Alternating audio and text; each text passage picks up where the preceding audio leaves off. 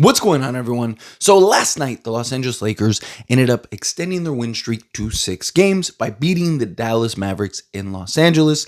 They also go undefeated in the NBA Cup, which means they get home court in the next round. They will take on the San Antonio Spurs.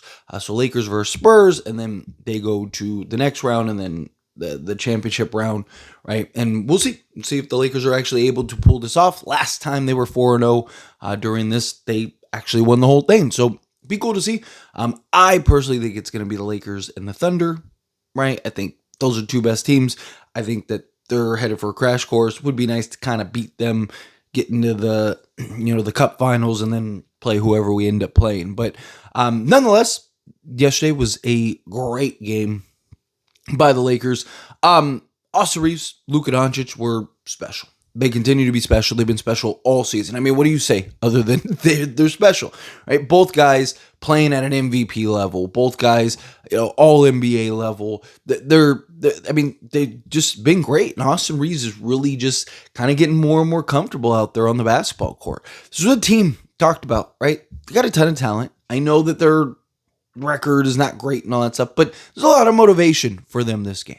Anthony Davis returning gives you some confidence, right? Hey, he's playing his former team. We need to back him type thing.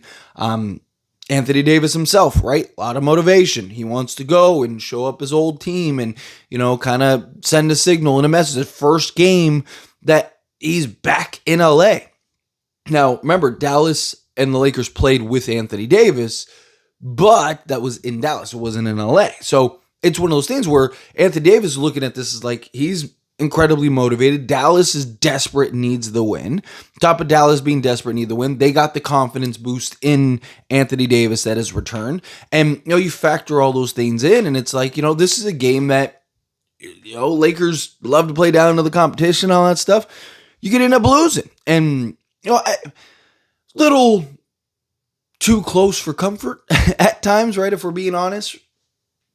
I felt like Lakers never really truly made the effort to push away, right? Like to really create that separation.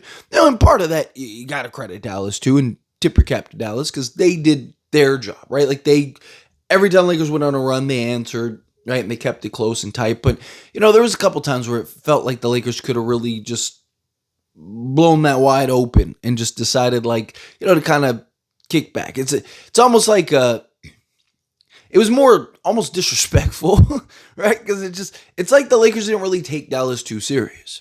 It's like they knew we're gonna smoke them. We're gonna beat them. They can't stop us type thing.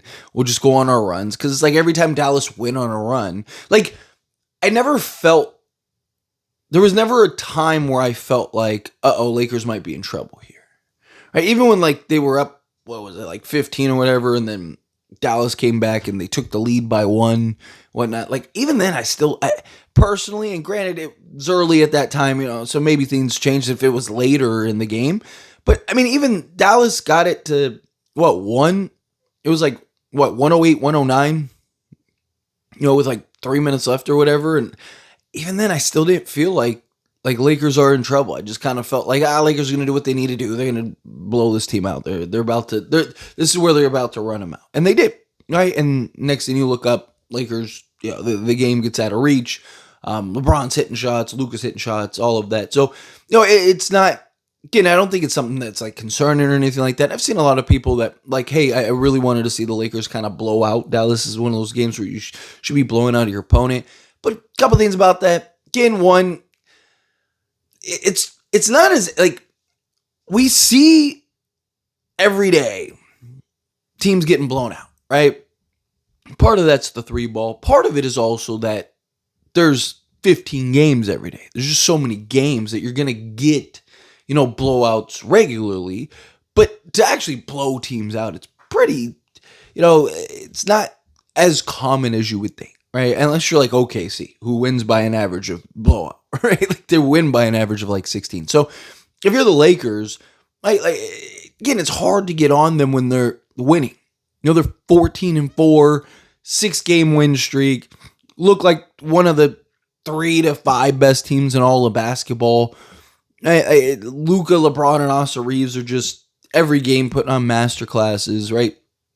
It's hard to look at that and just go like, oh man, they need to do better blowing teams. That's like, whether you win by 2 or win by 20, obviously just for a fan perspective and our heart rate and aging and all that stuff, we want and need the Lakers to kind of play to a higher level, and more often than not, it'd be nice to see them kind of blow these teams out. But like I said, it's not something that I think is concerning, right? Like, again, as long like if the Lakers were losing these games or losing some of these games, then I'd be a little concerned. Like, there's been several games that the Lakers lose in the past.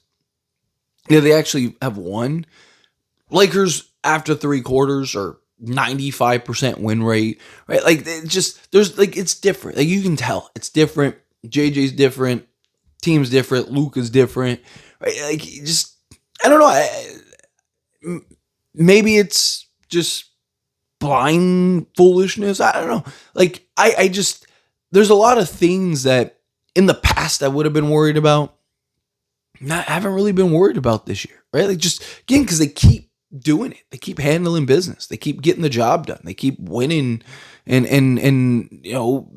even when my concern with letting teams hang around is you end up getting the random Bulls game, right? Where Josh Giddey hit it from like 3/4 of the court or whatever. Right? Like, get those random like games where you just let a team hang around too much and then it comes and bites you in the butt. Like, but it hasn't happened yet. So it's kind of hard to be like, well, so I don't know. Obviously, look, this is a great game. Got the win. Luka looked phenomenal. Austin Reeves looked phenomenal. I've seen a lot of people like criticizing LeBron, which I don't really get. Like, the general consensus thought was like, hey, LeBron needs to come in and not take over, come in and play within.